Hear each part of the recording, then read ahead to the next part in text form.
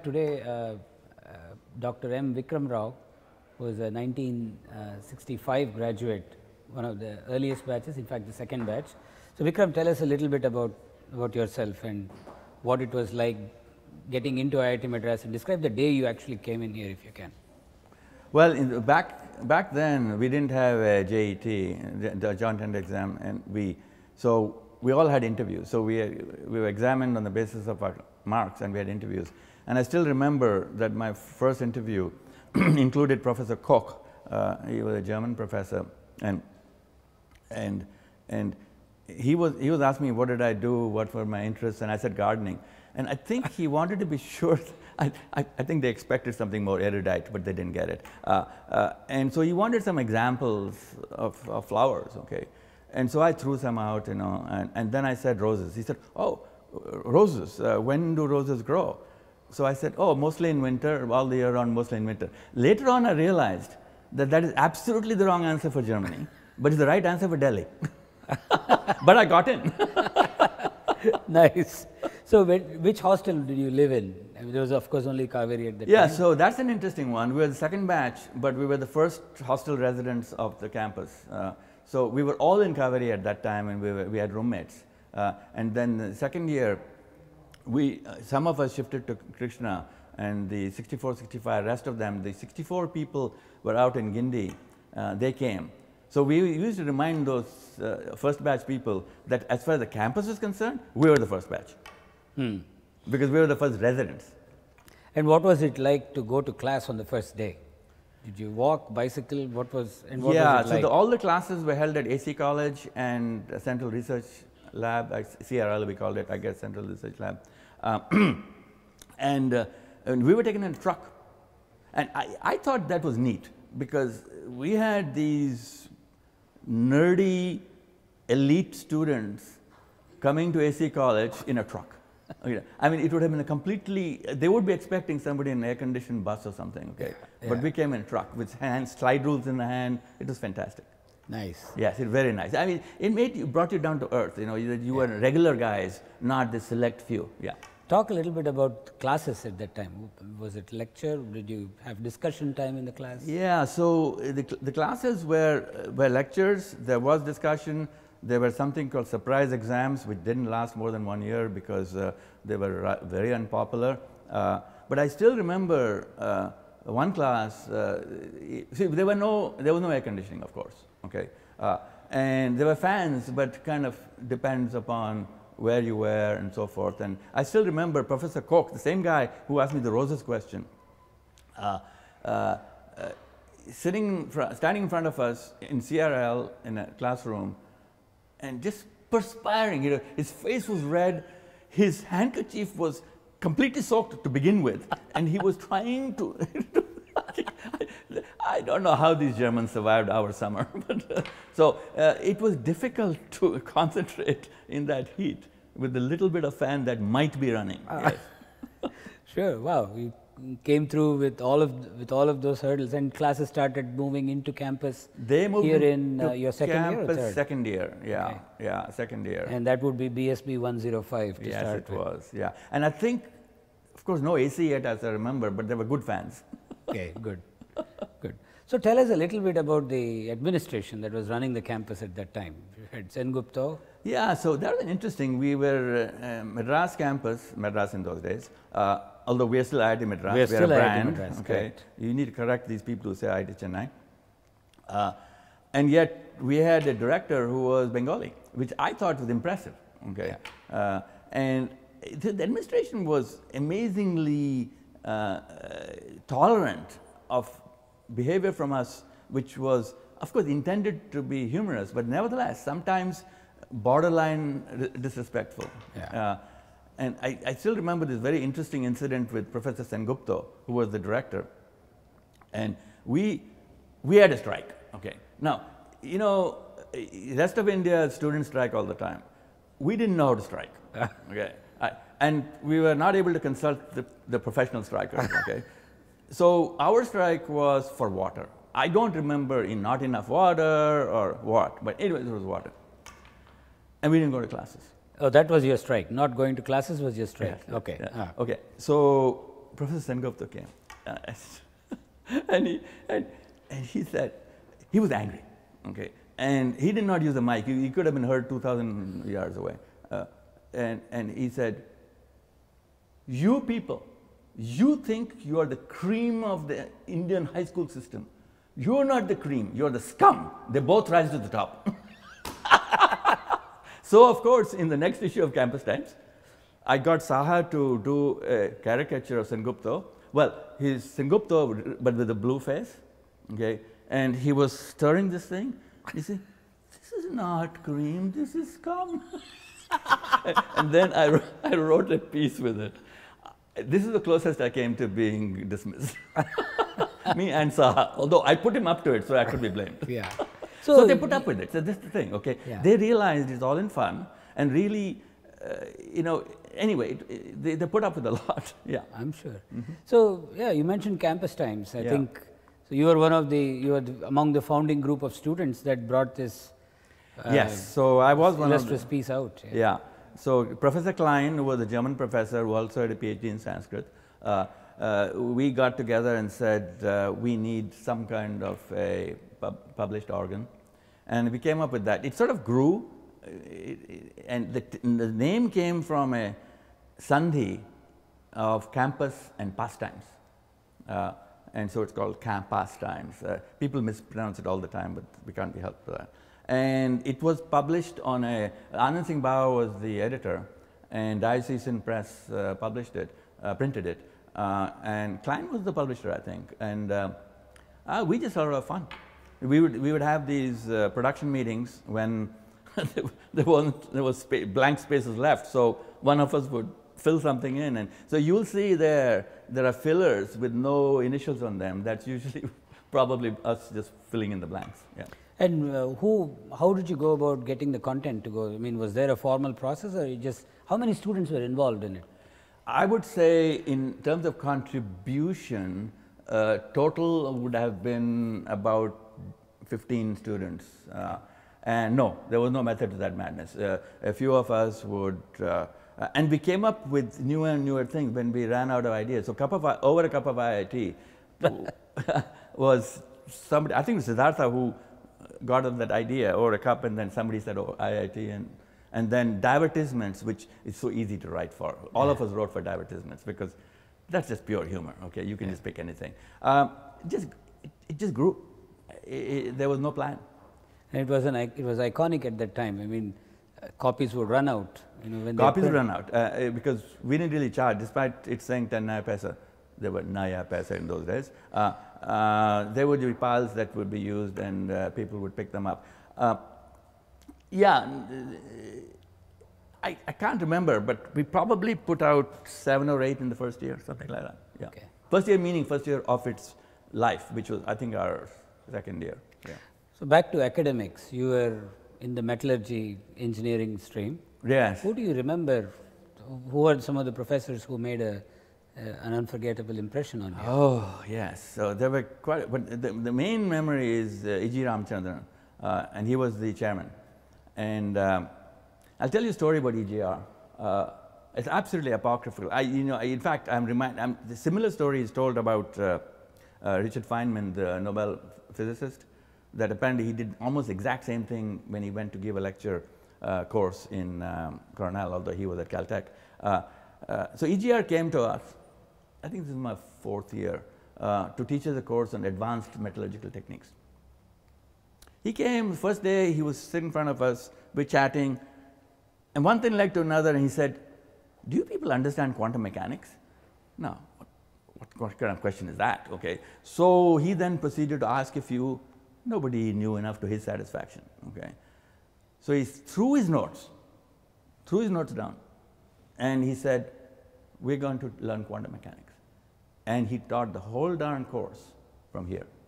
I don't remember seeing any notes, ever. Now, mind you, the memory is a little flawed after the years, okay? But amazing. This is like some sadhu sitting under a banyan tree with 10 chelas around him and learning, just experiential learning. It is amazing. Very few people can pull that off. You have to have knowledge in your head to do that, and the desire to actually teach. Yeah.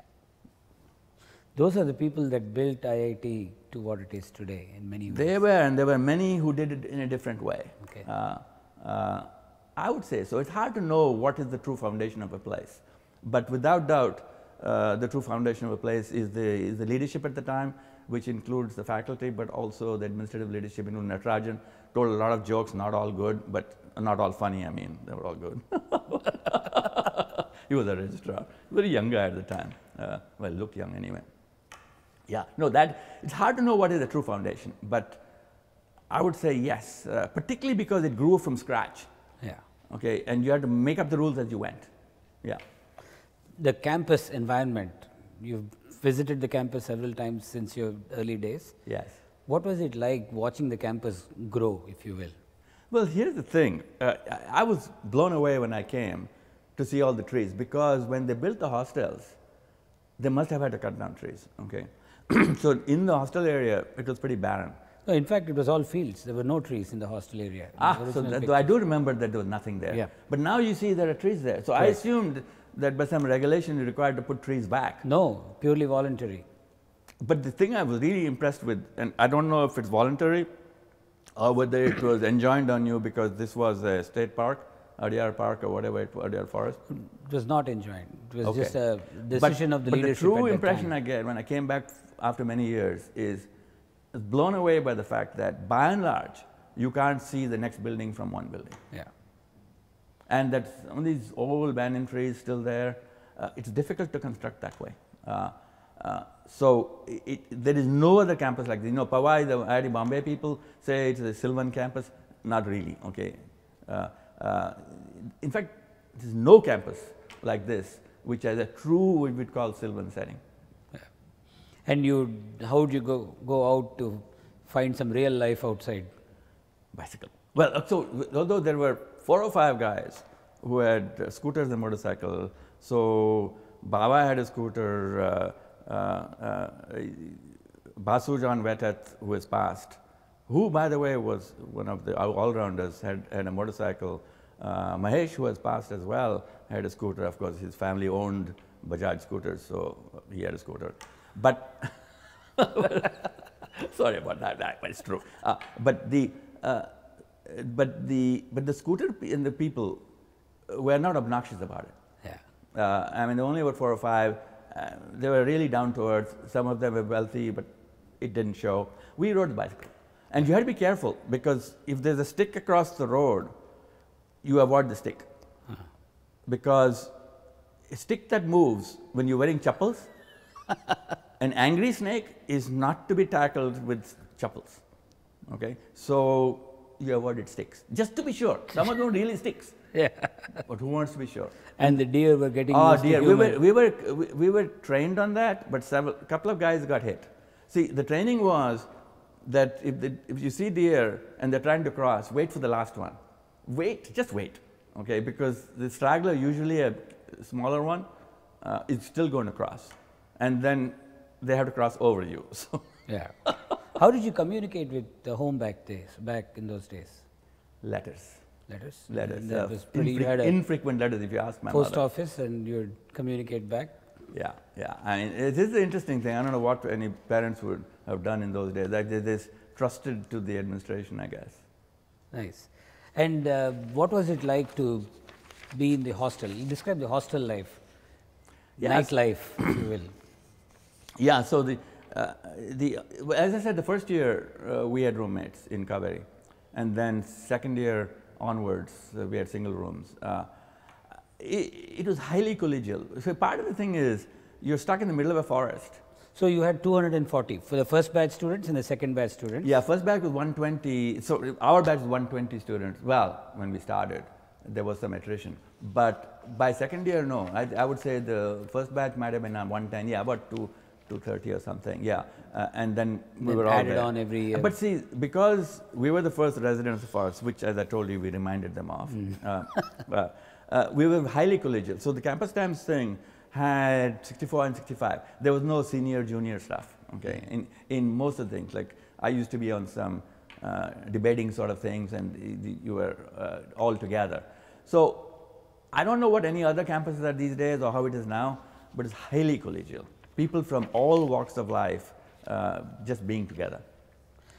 I get the feeling that all aspects of IIT grew together: academics, campus, extracurricular activities, student growth. From everything I hear, I don't get this feeling of a sequential growth process. I don't think we were allowed to grow sequentially. It all was happening at the same time. Yeah. Okay. And okay, you know, I like to say IITians are not arrogant, just elitist. Okay, and I hope that's even true. But at least all of us are sort of fairly smart, and you kind of figure it out. You can figure it out on the fly. Yeah. If it's an IITian you can't figure it out on the fly, then who else is going to? And I think we just figured it out on the fly, and the faculty allowed us to, and they did the same thing. Okay. Sure. See, even the curricula, all the curricula we invented as you go. For example, we used to have workshop. I mean, this was a disaster. Okay. Actual hard work. Okay. Some of us just cold chiseling. You don't even know what that means. Okay.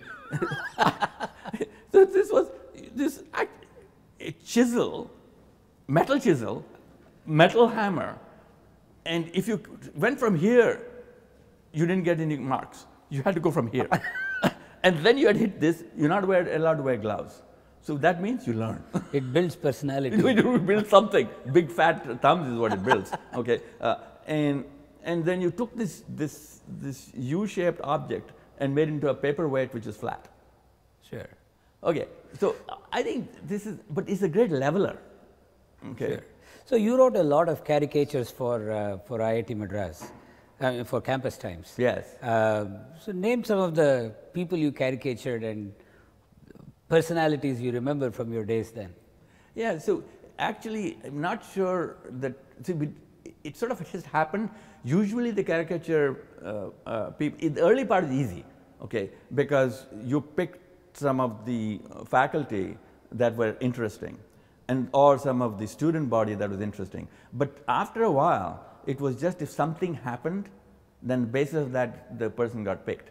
And so what I would do is I would go, so Professor Sampath, for example, who was a EE professor, I think we now have a chair in his name. So the Sampath one happened is that he was just a larger than life person. Okay, so he was an obvious choice. So I went and interviewed him. So what I would do is somebody who didn't know all that well, I would interview them and just get some facts and then fictionalize them. Nice, nice, Yes. nice. So tell us a little bit about your convocation. The then education minister was your convocation speaker. Yeah, so I actually came to the darn thing from 2 days, and the reason I'm telling you I came to it because I didn't go to my PhD convocation. Okay. Okay. I was actually I came because we were a family. Okay, that's why I came. Yeah. Okay, and nowadays I may or may not come. So I don't remember much of the convocation other than the speeches, and that some of us got. Actually, I got an award for this damn thing for some reason. I didn't. It was all made up because how could there be an award for Campus Times? Okay. No, I think it broke apart inside a forest called IIT Madras. Yes, I know. Most of what I remember about is just meeting them again. See, we left early. See, you don't realize this. See, we graduated early because of the war. Okay, and so we graduated, I want to say in February or something, but the convocation is a regular time. Sure. So there's a gap. So we all went home and then came back. Okay. And so it is good to sort of meet everybody. So what I remember mostly is saying goodbye correctly. Because when you leave, you sort of all scatter. Okay? Right. But saying goodbye correctly and seeing the place again as an alumnus, it was very cool. So I don't remember the pomp and ceremony. I just remember the fact the family came together. I think every student in a convocation would say exactly this. Yeah. The pomp and ceremony is secondary. Yeah. Describe what it was like leaving IIT Madras, going back. Did you leave alone? Did you have some friends go out with you? What was it like? No, because I was going to Delhi in a train, okay, and there were only a few of us, and we didn't go to, I don't no recollection of going with anyone because I think we were about 3 or 4 from Delhi. See, that time, because there was no joint entrance exam, they deliberately had pockets from all over the country. So there weren't that many from any one particular area. So I don't have much of a recollection of the leaving part. Very nice. This has been a fantastic interaction. Would you like to say anything? Well, no, I would like to say this is wonderful to have a center like this. It's not often that your heritage is preserved in a way that is interesting. So this is the point. You can preserve in ways, but it's got to be interesting to the casual observer. Correct. And while I'm not a casual observer, I can put myself in the place of a casual observer and say this is a terrific place. And thank you for having it. Thank you so much for doing this. No worries. Bye.